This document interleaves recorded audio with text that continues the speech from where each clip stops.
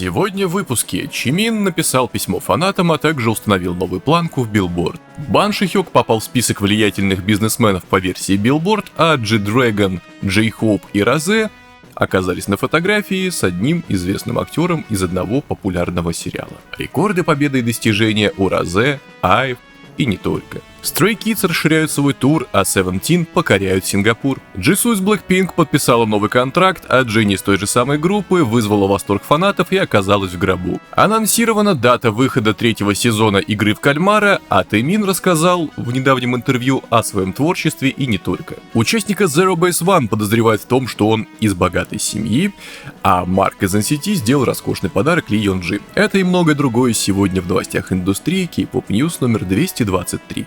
Как обычно, все ссылки на экране, милости прошу, подписывайтесь, ставьте лайки, жмите колокольчики, пишите письма, не забывайте, что на Бусти все всегда доступно без ограничений тормозов, а также на день раньше. Также, пока вы смотрите на защитный баннер, который защищает, видимо, стену в начале выпуска от того, чтобы она не была пустой, я хочу напомнить, что по статистике 60 тысяч человек смотрят эти видео без подписки.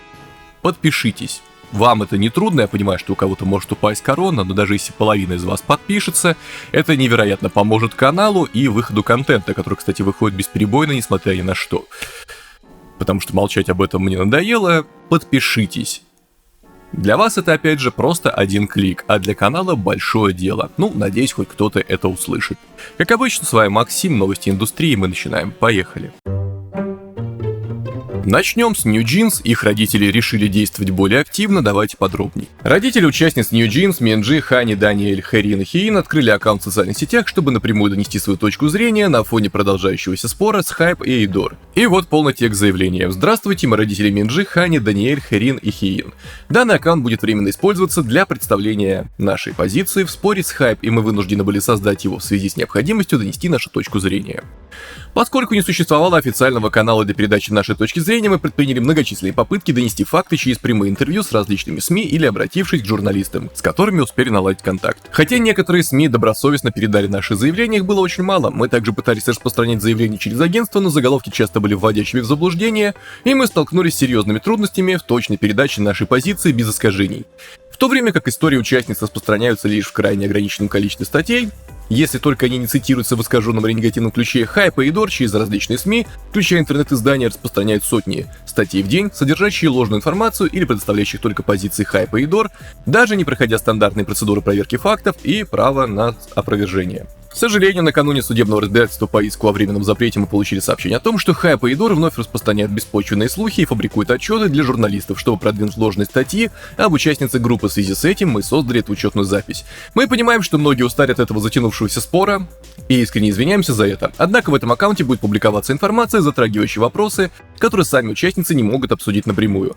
Будучи их единственными представителями на данный момент, мы остро нуждаемся в платформе для прояснения ситуации и надеемся на ваше понимание. Вот такая вот позиция родителей, вполне себе понятна, естественно, это их дети, они хотят им всего самого лучшего. Что вы думаете, пишите в комментариях. Понятно, что всех этот уже спор достал, но я вижу сейчас, скорее всего, только один исход, что договориться они все-таки не смогут, потому что, давайте посмотрим, допустим, Hype и Эйдор докажут свою позицию, и что дальше?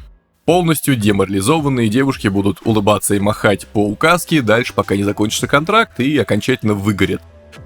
И, скорее всего, в их творчестве пропадет что-то живое, и все это будет сделано просто, чтобы, контракту соответствовать.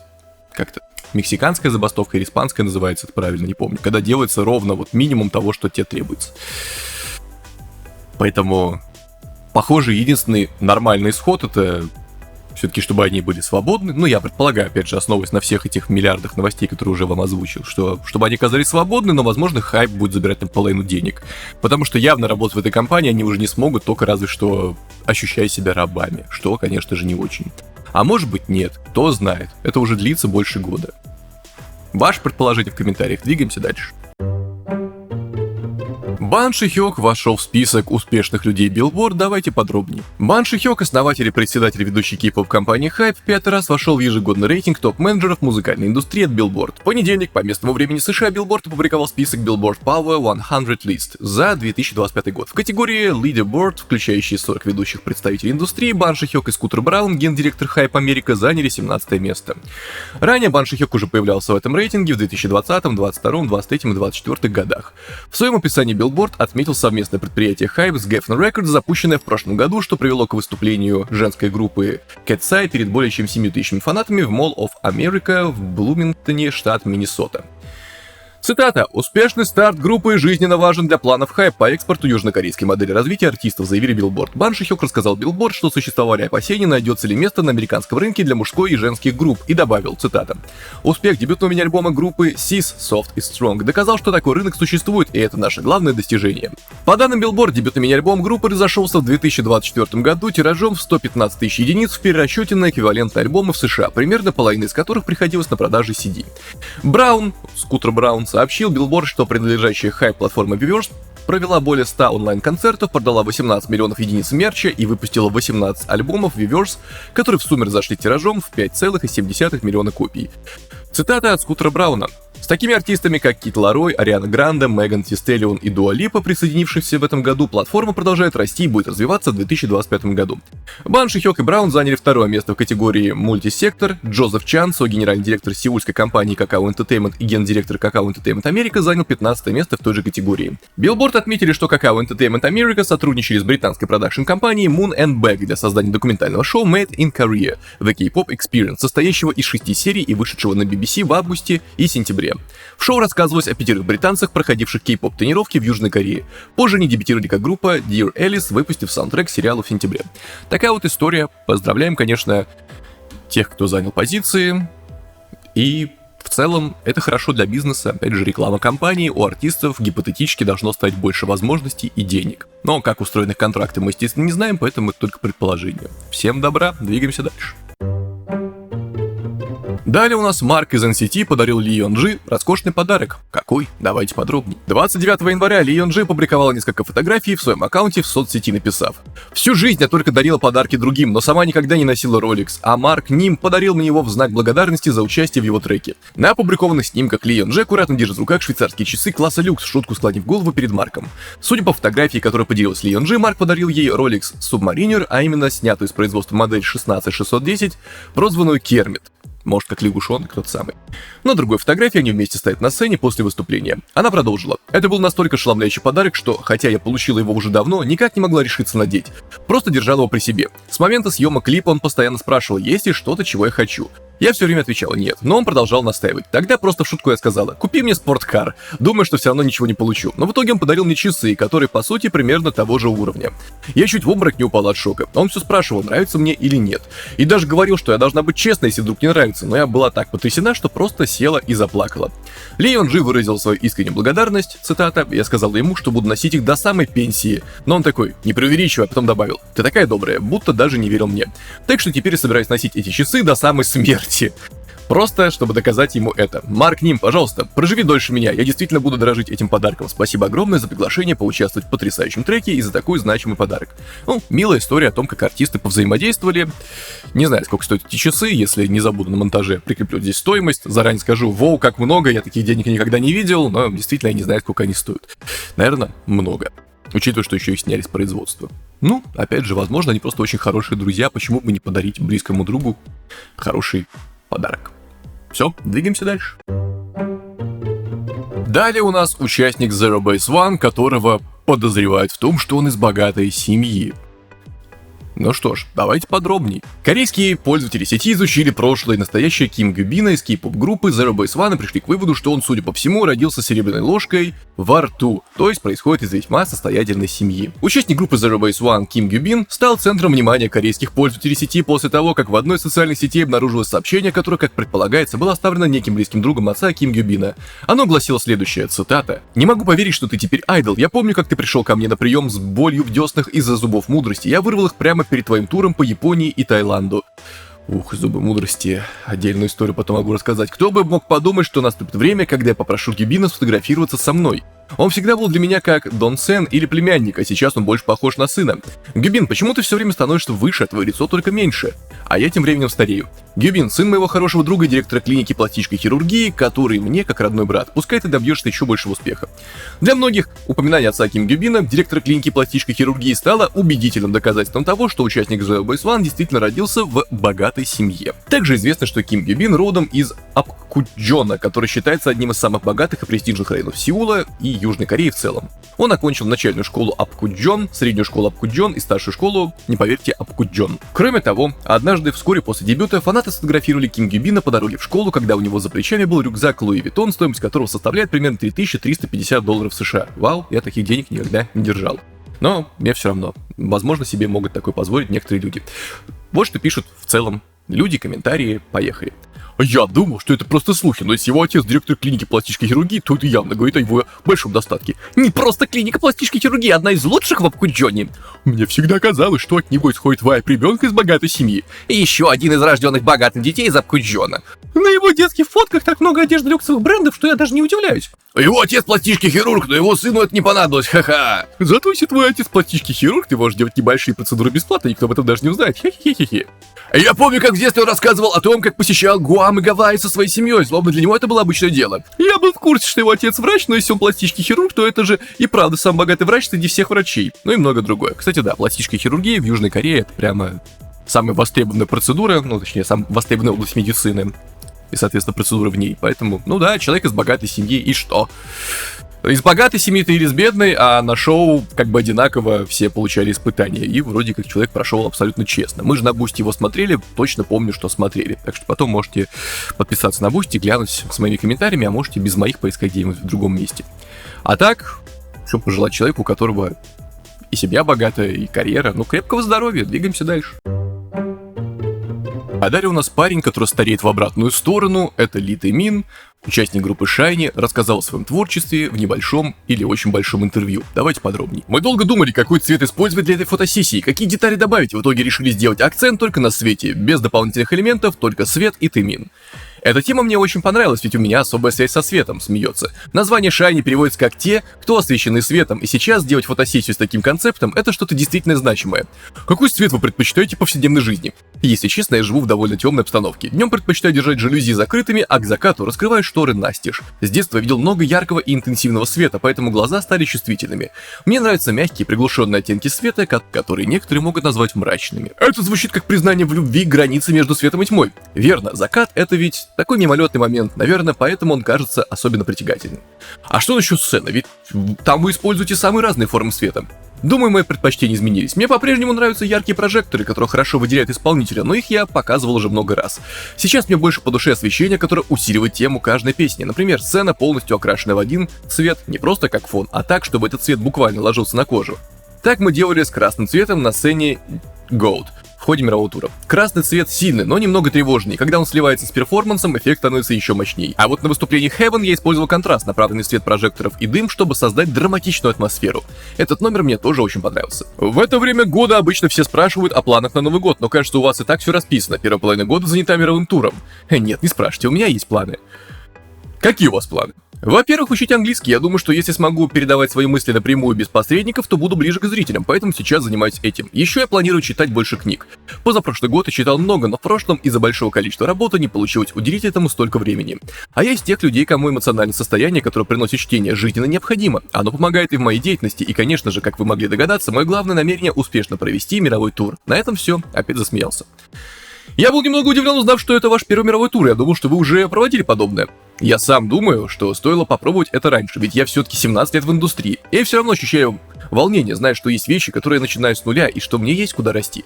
Возможно, это время не будет длиться вечно, а может, наоборот, оно окажется дольше, чем кажется. Но я хочу наслаждаться самим фактом того, что нахожусь в процессе этого вызова. Вы сами придумали название Ephemeral Gaze. Какой смысл вы вложили в него? В буквальном переводе это означает мимолетный взгляд. У каждого человека свой взгляд или своя точка зрения на что-то. Кто-то воспринимает мои намерения не так, как я хотел бы, а кто-то, наоборот, видит это в гораздо более позитивном свете. Но сам я, как человек, практически не менялся. У меня всегда были одинаковые убеждения и цели, и я всегда следовал им через свою музыку. Это как смотреть на предмет с разных сторон. Снизу видна одна сторона, сверху другая, но объект остается тем же. Поэтому я хотел Чтобы люди поняли, что я остаюсь прежним, несмотря на различия взглядов. А еще это название выражения благодарности моим поклонникам, которые смотрят на меня с неизменной теплотой. Обычно для таких случаев выбирают название альбомов, а вот такое философское название. А если я не могу заснуть ночью, подобные мысли просто приходят в голову. Быть неизменным, оставаться с собой, несмотря на разницу во взглядах, наверняка нелегко. Были ли у вас моменты, когда вы сомневались или колебались? Одна из причин, почему я нахожу удовлетворение в своей работе, это то, что мои слова, поведение и музыка могут дарить людям позитивную энергию. В такие моменты я чувствую гордость и уверенность. Но, конечно, находятся и те, кто воспринимает это негативно или завидует. В детстве я часто переживал за таких взглядов, но с годами понял, что это никак не влияет на мою сущность. Особенно сейчас, когда кажется, что люди все еще начинают ненавидеть друг друга, я стараюсь не тратить энергию на плохие эмоции. Интересно, что с течением времени мои поклонники начали перенимать мои черты характера. Это заставляет меня думать, что я должен быть лучшей версией себя, оставаясь собой и поступать правильно. Ведь если я буду таким, то, по крайней мере, те, кто меня поддерживает, будут меньше испытывать негативных чувств. Вы говорили о неизменности своих убеждений и целей. Это напоминает ваши слова после первого выступления тура прошлым летом. Тогда вы сказали: когда я постарею и не смогу выпрямиться, я все равно буду петь, а если мой голос меня подведет, я буду выражать себя жестами, чтобы продолжать общаться с вами. Да, возможно, это звучит немного радикально, но каждый раз, выходя на сцену, я думаю, я должен отдать все, что могу, даже если это будет мой последний день. Я не хочу, чтобы люди, которые пришли меня послушать, ушли с сожалением. Отношения между артистом и зрителем можно рассматривать как отношения спроса и предложения, но я уверен, что между нами есть нечто большее. Когда мои искренние чувства совпадают с чувствами зрителей, я чувствую, что должен превзойти свои возможности. И тот катарсис, который я испытываю, когда мне это удается, невероятен. Думаю, именно это я и хотел сказать. Честно говоря, я не помню, что именно говорил в тот день, но, оказывается, сказал такие слова. Опять засмеялся. Есть ли что-то, что вы берете с собой специально? Клетчатая рубашка, например. Вы почти всегда надеваете ее на репетиции. Ха-ха, возможно, но кроме этого я стараюсь брать только самое необходимое. Обычно я понимаю, что что-то нужно уже на месте. Если немного пофантазировать, каким вы видите завершение этого тура, что бы вы хотели встретить в конце? Примерно в это время состоится мой 100-й сольный концерт, поэтому я хочу, чтобы это был не финал с мыслями «ты проделал хорошую работу», а начало пути к следующей сотне. Это ведь мой первый мировой тур. Думаю, лучший итог тура, если он станет отправной точкой для новых концертов. Я думал, что вы будете праздновать это грандиозное завершение и подарите себе отдых за все труды. Я слишком жадный до работы, ха-ха-ха. Все, такое вот интервью, такой вот тымин. Работа, работа и позитивные мысли. Ну и правильно, если фокусироваться на негативе, то никаких сил не хватит. Что еще сказать? Артисту, конечно, счастье, и двигаемся дальше. А далее у нас Джей Хоуп, G-Dragon, Розе и Ли Чон Дже. Вместе в одной новости. Давайте подробнее. 30 января актер Ли Чон Дже поделился в своем аккаунте в соцсети серией фотографий и видео с благотворительного мероприятия, вот название на экране, проходившего во Франции на прошлой неделе.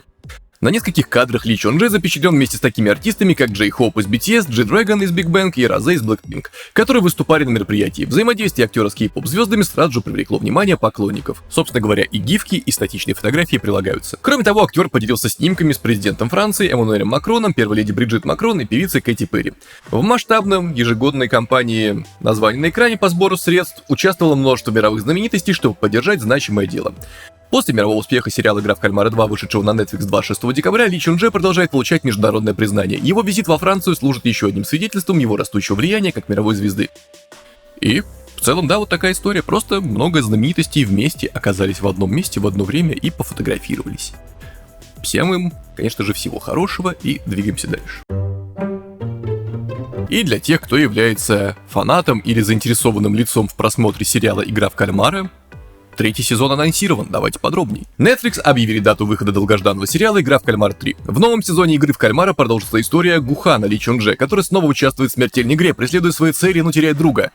Также зрители узнают о судьбе фронтмена Ли Бён Хон, который скрывал свою истинную личность от других участников, сумевших выжить в жестоком состязании. После напряженного противостояния между Гихуном и фронтменом, третий сезон покажет...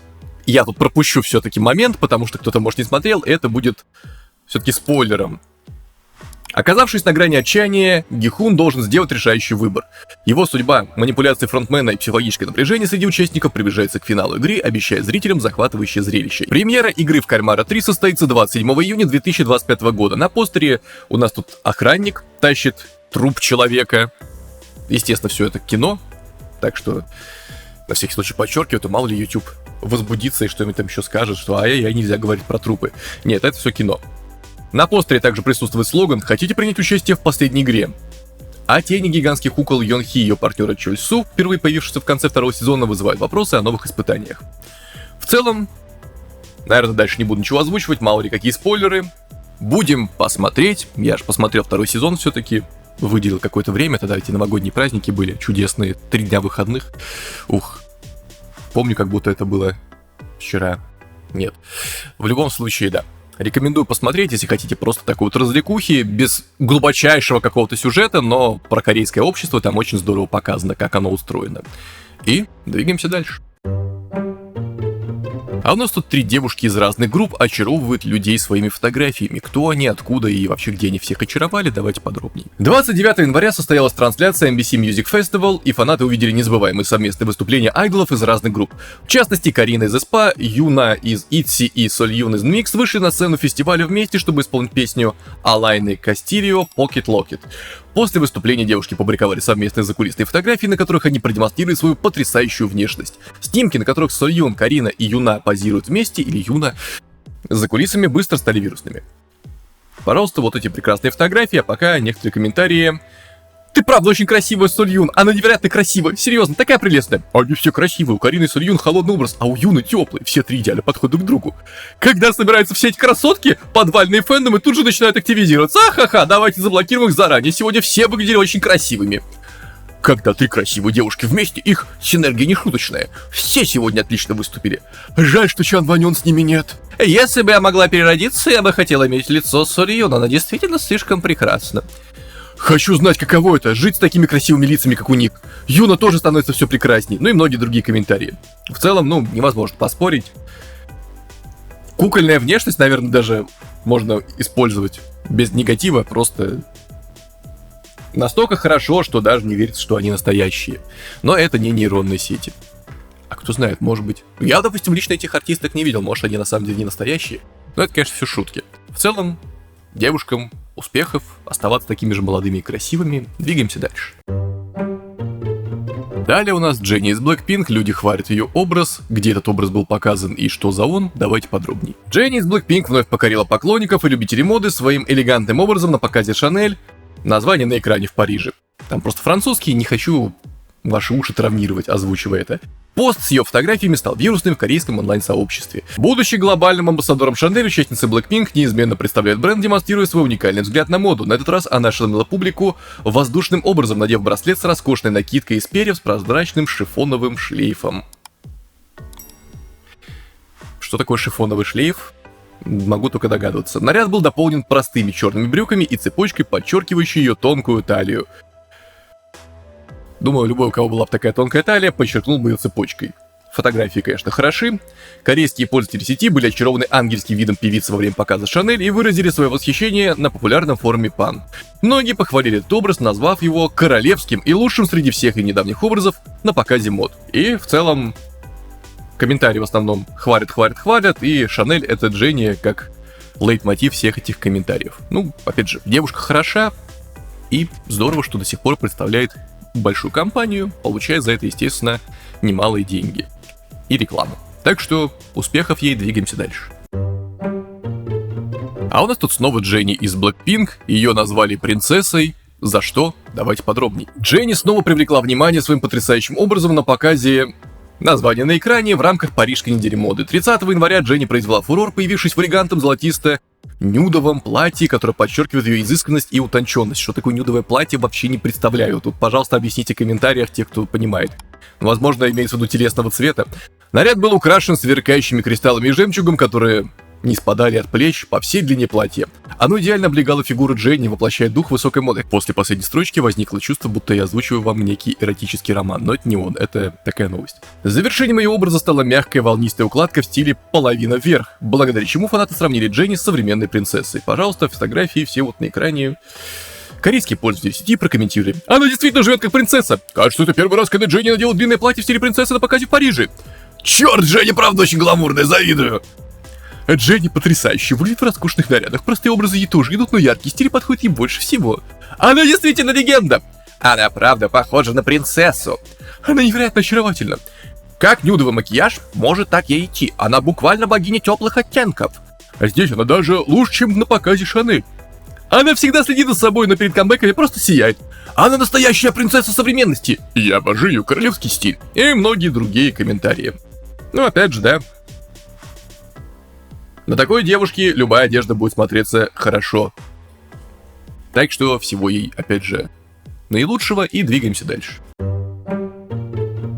Дженни из Blackpink оказалась в гробу. Похороны Дженни из Blackpink, но на самом деле это просто клип у нее такой вышел, где она лежит в гробу. Давайте подробней. 31 января Дженни из Blackpink представила клип на новый трек Love Hangover, записанный в дуэте с американским музыкантом Домиником Файком. Эта песня стала третьим предварительным синглом ее дебютного альбома Ruby, который выйдет 7 марта 2025 года.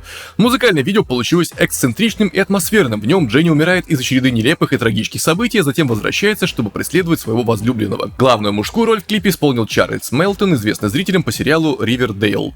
Мне неизвестен, я сериалы почти не смотрю. Динамичный и сюрреалистичный сюжет показывает хаос токсичных отношений, где расставания сменяются воссоединениями, а любовь становится настоящим похмельем, от которого невозможно избавиться.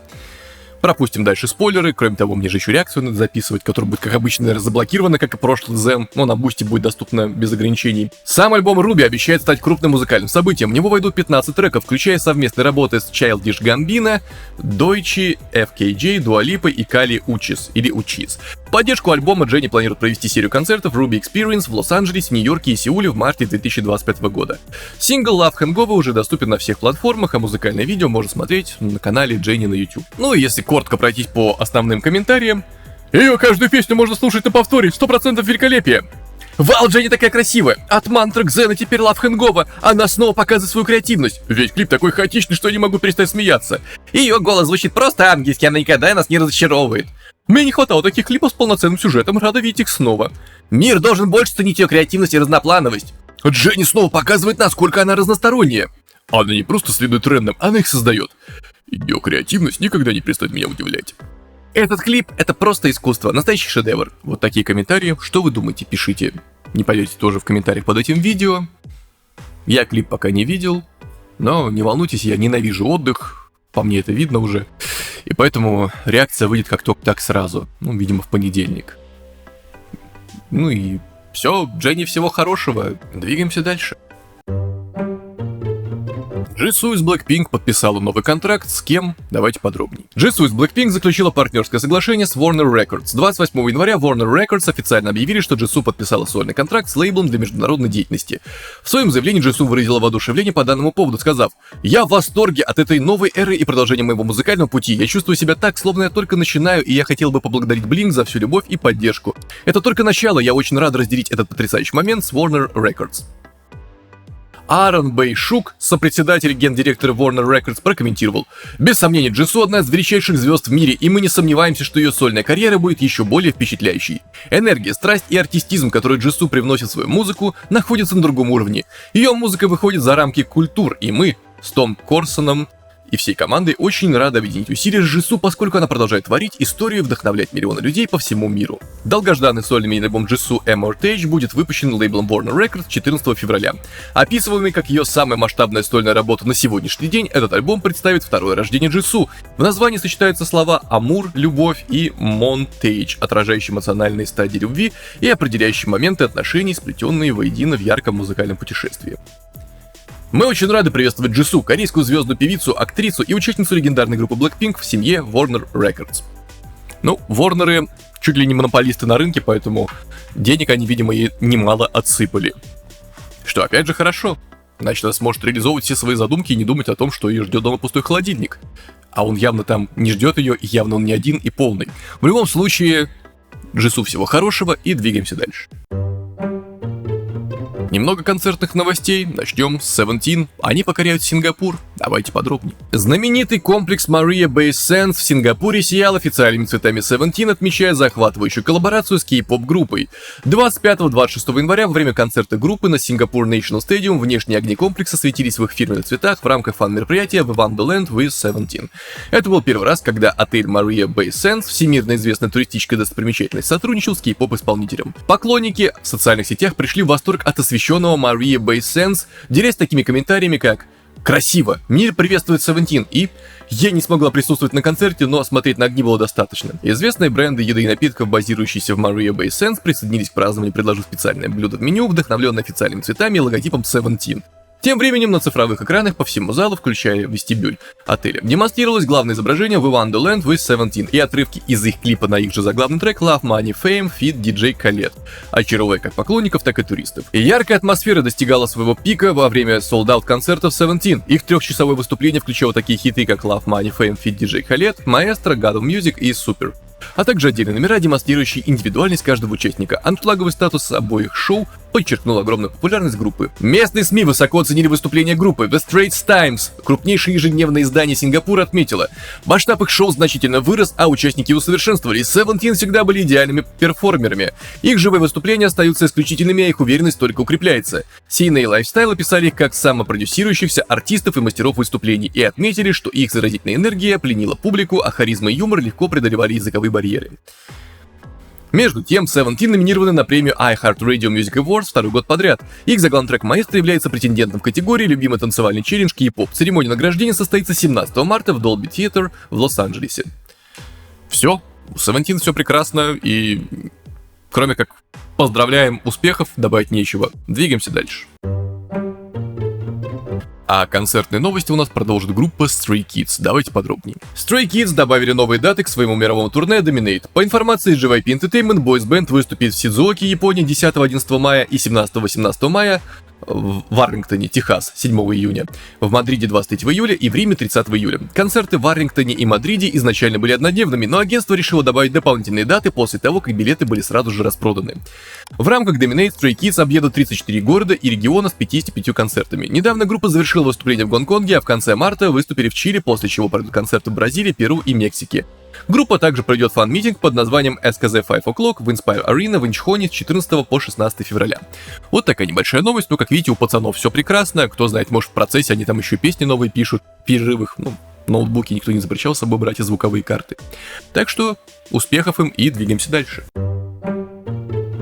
Рубрику с рекордами, победами и достижениями открывает Чимин из BTS, у него очередное достижение, давайте подробнее. Чимин из BTS теперь является кей-поп-солистом с самым продолжительным пребыванием в чарте Billboard Artist 100. Согласно последним данным, Чимин поднялся на 62 место на своей 34-й непоследовательной неделе в Artist 100, став сольным кей-поп-исполнителем, прошедшим наибольшее количество недель в чарте. Ранее рекорд принадлежал его товарищу по группе Чонгуку. Тем временем сольный альбом Чимина Muse снова поднялся на 77 место на своей 27-й неделе Billboard 200, продлив собственный рекорд по продолжительности пребывания в чарте среди сольных кей-поп-альбомов. Muse также расположился на первом месте Billboard World Albums, отметив свою третью непоследовательную неделю на вершине чарта. Наконец, его заглавный трек Who поднялся на 25 место на 26-й неделе в Hot 100, а также расположился на 11 месте в чарте Streaming Songs, на 16 месте в Global 200 и на 22 месте в Global за исключением США.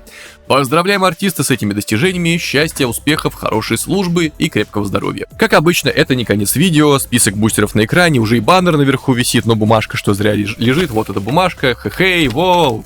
Весело, радость. Спасибо дорогим бустерам за то, что продолжают поддерживать, и YouTube спонсорам, донатерам. Без вас бы это не выходило. И спасибо большое. Далее Boosty. Это доступ ко всему без блокировок, тормозов, ограничений, ранний доступ, дополнительный контент, голосование за марафоны, возможность писать в личку и многое-многое другое. Все, что там есть, вот можете получить. Проходите, это очень сильно помогает каналу, когда вы подписываетесь туда, прямо незаменимо. Это помогает выходить видео стабильно и, несмотря ни на что, продолжать их выпускать. Даже когда силы покидают тело. Вот. Далее другие каналы, которые я тоже веду.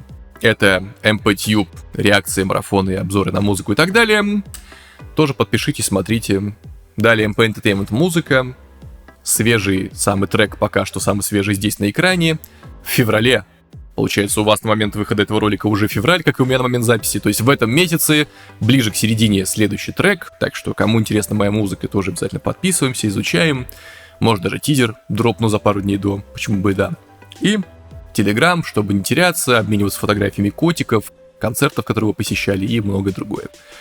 И это не конец видео, мы с вами продолжаем. А у нас тут Мини ESG Idol, и она держала первую сольную победу. Давайте подробнее. Мини ESG Idol получила первой в своей сольной карьере трофей на музыкальном шоу. 31 января в связи с лунным Новым годом канал KBS 2 TV не транслировал новый эпизод Music Bank, однако победители музыкального шоу были объявлены на сайте программы. По итогам недели с 20 по 26 января первое место заняла Мини ESG Idol с песней Her, набрав в сумме 7505 очков. Поздравляем девушку с этим достижением, счастья, здоровья, вечной молодости и двигаемся дальше. А далее у нас IVE, у них уже 5-я победа с этой песней. Давайте подробнее. IVE получили 5-й трофей на музыкальном шоу с песней Rebel Heart.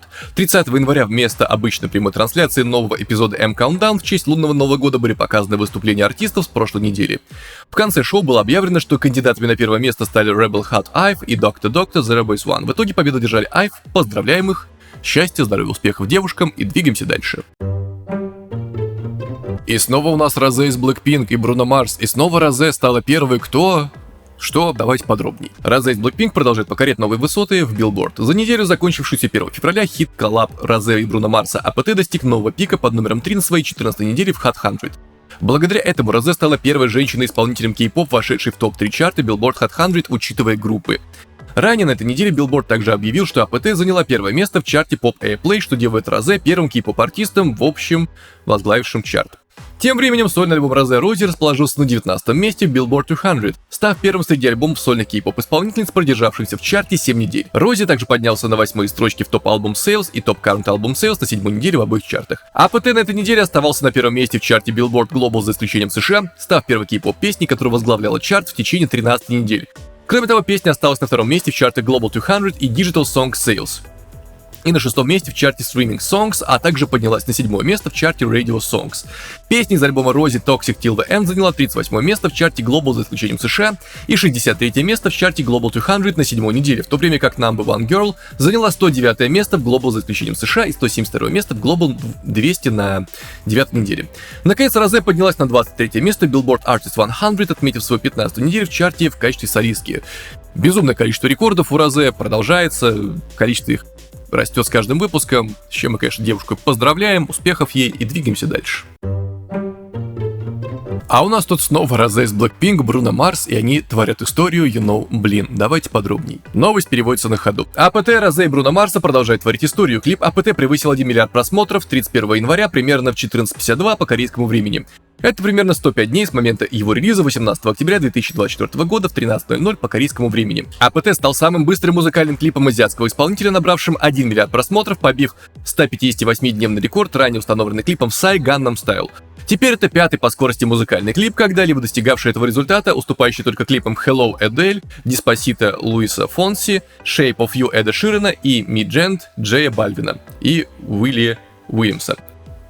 Поздравляем Розе и Бруно Марса.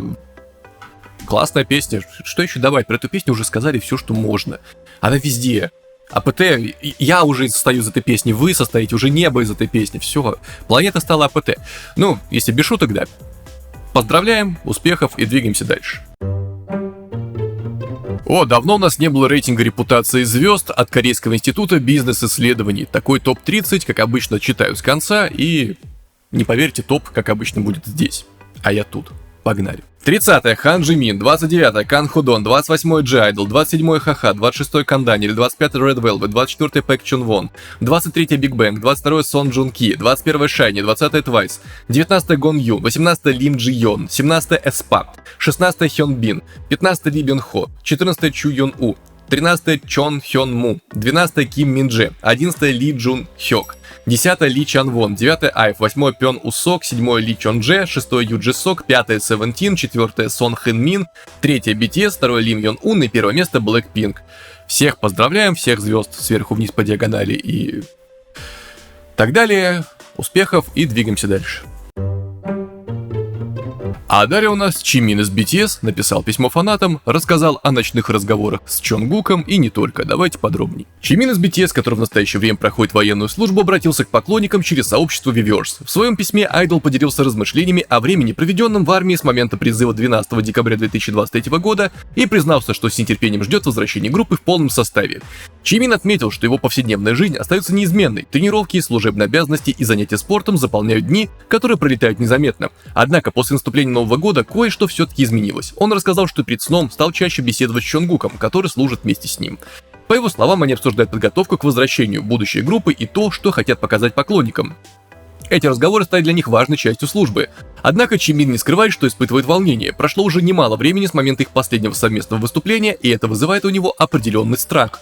Тем не менее, он заверил армии, что его желание подарить им незабываемое шоу остается неизменным. Чимин подчеркнул, что готов усердно работать, чтобы вернуться в отличной форме. В завершение он поблагодарил фанатов за поддержку и пожелал им здоровья.